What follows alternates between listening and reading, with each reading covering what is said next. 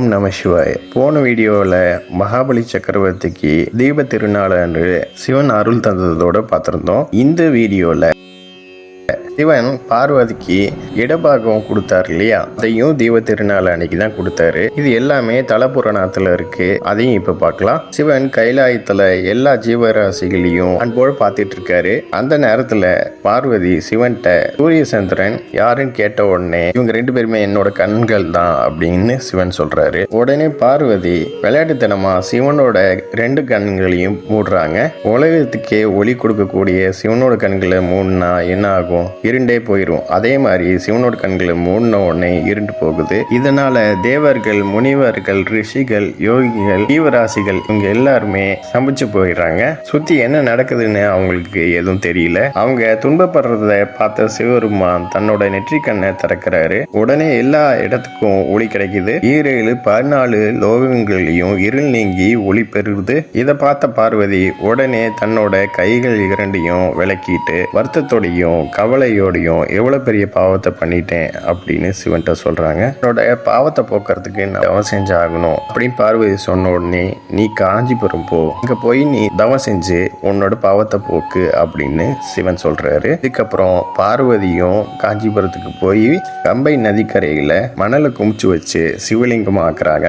ஏன்னா அது மண் தளமாச்சா. காஞ்சிபுரத்தை நிலத்துக்கான தளம்னு சொல்லுவாங்க, இல்ல மண் தளம்னு சொல்லுவாங்க. பார்வதி மண்ணாலேயே சிவலிங்கத்தை செஞ்சு தவத்தை தொடங்குறாங்க. இதுக்கப்புறம் பார்வதி கடுமையான தவம் செஞ்சதுக்கப்புறம் சிவன் வரம் கொடுக்க வராரு. சோதிச்சு தானே சிவன் கொடுப்பாரு. அதுக்காக கம்பை நதியில வெள்ளத்தை ஏற்படுத்துறாரு. பார்வதி லிங்கத்துக்கு எதுவும் ஆகக்கூடாதுன்னு லிங்கத்தை கட்டி பிடிச்சுக்கிறாங்க. கம்பை நதி வெள்ளம் சிவலிங்கத்தையும் இவங்களையும் எதுவும் செய்யாம 2ஆ பிரிஞ்சு விலகி போயிருது. அந்த நேரம் சிவபெருமானும் காட்சி கொடுக்க அம்மனும் பரவசத்தோட வணங்குறாங்க. உனக்கு என்ன வரம் வேணும் அப்படின்னு சிவன் கேட்க, எனக்கு எந்த வரமும் வேண்டாம், உங்களோட உடல்ல இடது பாகத்துல எனக்கு இடம் கொடுங்க அப்படின்னு பார்வதி கேட்ட உடனே சிவனும், என்னோட கண்களை புத்தின பாவம் கம்பை நதியில நீ தவம் செஞ்சதால போயிருச்சு. நீ விரும்பின மாதிரி என்னோட உடல்ல இடது பாகத்தை நான் உனக்கு தரேன்.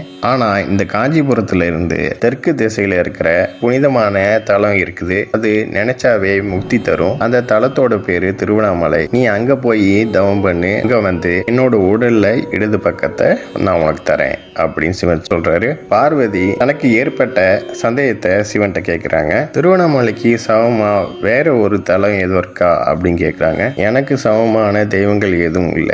நமசிவாய அப்படிங்கிற மந்திரத்துக்கு சமமான மந்திரமும் இல்ல. சைவத்துக்கு சமமான சமயமும் இல்ல. பாவத்தை போக்கக்கூடிய திருவண்ணாமலைக்கு சமமா வேற ஒரு தலமும் இல்ல அப்படின்னு சிவன் சொல்றாரு. பார்வதியும் திருவண்ணாமலைக்கு போய் தவம் பண்றாங்க.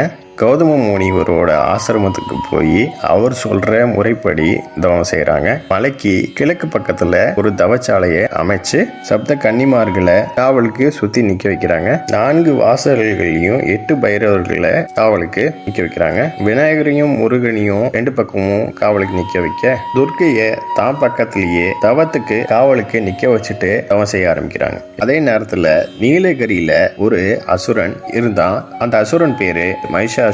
அவன் எரும தலையோட இருந்தனால மகிஷாசுரன் அழைப்பாங்க. அவன் இருந்த இடத்துக்கு பேரு மகிடபுரம். ரொம்ப கொடூரமா எல்லாரையும் கொலை செஞ்சுட்டு வந்தான். அவனுக்கு கீழே 1000 அசுரர்கள் இருந்தாங்க. அவன் சாப்பிட்றதுக்காக வேட்டையாடுறதுக்காக திருவண்ணாமலைக்கு வந்திருந்தாங்க. பார்வதி தவம் செஞ்சுட்டு இருக்கிற இடத்துலயே அவங்க நுழைஞ்சிட்டாங்க. 1000 அசுரர்களும் அந்த இடத்துக்கு வர்றப்ப 8 பைரவர்களும் சும்மா இருப்பாங்களா? அந்த 8 பைரவர்களும் அந்த 1000 அசுரர்களை கொண்டுட்டாங்க. இதை கேட்ட மகிஷாசுரன் சும்மா இருப்பானா? உடனடியா அவனோட தளபதியான குபாசுரனை அங்க அனுப்பி வைக்கிறான். அவனையும் காலபைரவர்கள் கொண்டுறாங்க. வேற வழி இல்லாம மகிஷாசுரனை அந்த இடத்துக்கு வந்து போரிடுறான் காலபைரவர்கிட்ட. அவங்களும் திருப்பி தாக்கினாலும் போர் தொடர்ந்து நடந்துகிட்டே இருக்குது.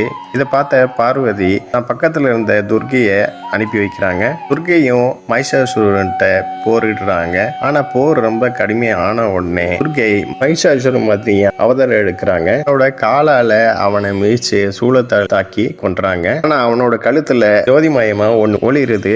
அது என்னன்னு கையில எடுத்து பார்த்த உடனே அவங்களுக்கு அப்ப புரியுது அது சிவலிங்கம்னு. உடனே பார்வதிட்டு போய் அதை கொடுக்க அது வாங்கி பார்த்த பார்வதி கையிலேயே அது ஒட்டிக்க, இதை பார்த்து ஆச்சரியப்பட்ட பார்வதி கௌதம முனிவர்கிட்ட இது என் கையில ஒட்டினதுக்கான காரணம் என்ன, இதை பத்தி நான் தெரிஞ்சுக்க விரும்புறேன்னு கேட்ட உடனே ஒரு காலத்துல அகத்திய முனிவர் 50 முனிவர்களை தான் கூட கூப்பிட்டுட்டு வரமுனிவர் ஆசிரமத்துக்கு போறாரு. ஆனா அந்த வரமுனிவரோ மரியாதையோட வரவேற்கல. இதை பார்த்த அகத்தியரும் மற்ற முனிவர்களும் அவருக்கு எருமை கடவா மாறணும் அப்படின்னு சாபம் கொடுத்துறாங்க. வரமுனிவர் வருத்தப்பட்டு எல்லார்ட்டையும் மன்னிப்பு கேட்டு சாபத்தை மாத்தி கொடுக்க கெஞ்சினாலும் சாபத்தை சின்ன மாற்றம் தான் செய்யறாங்க.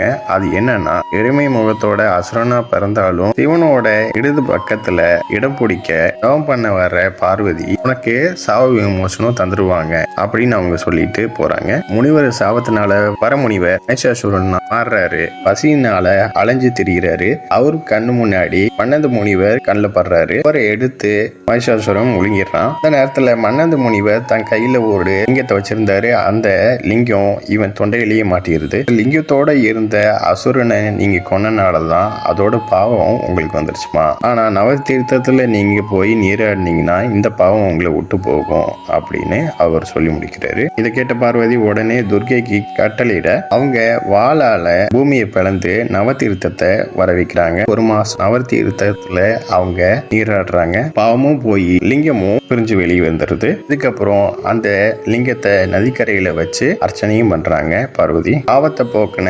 நவதீர்த்தங்களுக்கு தீர்த்தம்னு பேர் வைக்கிறாங்க. இதுக்கப்புறம் பார்வதி தேவி திருவண்ணாமலைக்கு போய் சிவனை வணங்குறாங்க. இந்த நேரத்துல மலை மேல ஒரு வெளிச்சம் உண்டாகி சிவன் பார்வதிக்கு தரிசனம் கொடுக்கிறாரு. சிவனை பார்த்த பார்வதியும் ரொம்ப சந்தோஷப்படுறாங்க. அந்த நேரத்துல சிவன் இந்த மலையை பல பக்கமா சுத்தி வா அப்படின்னு சொல்ல பார்வதியும் தன்னோட கைகளை தலைக்கு மேல தூக்கி குவிச்சு வலது பக்கமா சுத்தி வராங்க. சுத்தி வந்து சிவனோட திருவடிகளை வணங்குறாங்க. இப்போ சிவன் பார்வதிட்ட உமையே நீ நானும் ஆணும் பெண்ணுமா உயிர் கூட்டங்களை உருவாக்கணும். இனிமேலே சிவன் உமையவள் அப்படிங்கிறது 2 பேர் கிடையாது, ஒருத்தர் தான். இனிமேலே என்னோட உடல்ல இடது பக்கம் உனக்கு இடம் உண்டு. இனிமேலே நம்ம 2 பேருமே சிவசக்தியா எல்லாருக்கும் அருள் புரிவோம் அப்படின்னு சிவன் பார்வதிட்ட சொல்லிட்டு பார்வதியை தன் கையால அணைச்சுக்கிறாரு. அணைச்ச உடனே பார்வதி சிவனோட இடது பக்கத்துல வந்துடுறாங்க. இனிமேலு ஓர் உடல் உயிரா இருப்போம் அப்படின்னு சொல்றாரு. சொல்லி அர்த்தநாரீஸ்வரரா எல்லாருக்கும் காட்சி கொடுக்குறாங்க. அந்த நாளும் கார்த்திகை மாதம் கார்த்திகை தீப திருநாள் அன்னைக்கு தான். கார்த்திகை மாதத்துல கிருத்திகை நட்சத்திரத்துல மலையோட உச்சியில ஒளியே காமிப்பேன். அந்த ஜோதியை பாக்குறவங்க பசி பிணி இல்லாம நோயும் இல்லாம உலகத்துல நிலை பெற்று இருப்பாங்க. இந்த பேரொழியை பார்த்த அரசர்களுக்கும் சரி தவம் பண்றவங்களுக்கும் சரி இடையூறுகள் எதுவுமே இருக்காது. இதை கண்டு வணங்குறவங்களுக்கு 21 தலைமுறைக்கும் மூத்தி கொடுக்கறேன் அப்படின்னு சிவன் வரம் கொடுத்தாரு. அருணாச்சல புராணத்துல கார்த்திகை தான் ஒரு ஜோதி மலை நுனியில் காட்டா நிப்போம் வாய்த்து வந்த சுடர்கானில் பசிப்பினி இல்லாது உலகில் மன்னி வாழ்வார் பார்த்திவர்க்கும் அருந்தவர்க்கும் இடையூறு தவிரும் இது பணிந்தோர் கண்டோர் கோத்திரத்தில் 21 தலைமுறைக்கு உத்திவரம் கொடுப்போம் அப்படின்னு குறிப்பிடப்பட்டிருக்கு. ஓகே நெக்ஸ்ட் வீடியோ பார்ப்போம். இந்த சேனல் சப்ஸ்கிரைப் பண்ணுங்க அண்ட் பெல் பட்டனை பிரஸ் பண்ணுங்க, லைக் பண்ணுங்க, ஷேர் பண்ணுங்க. தேங்க்ஸ்.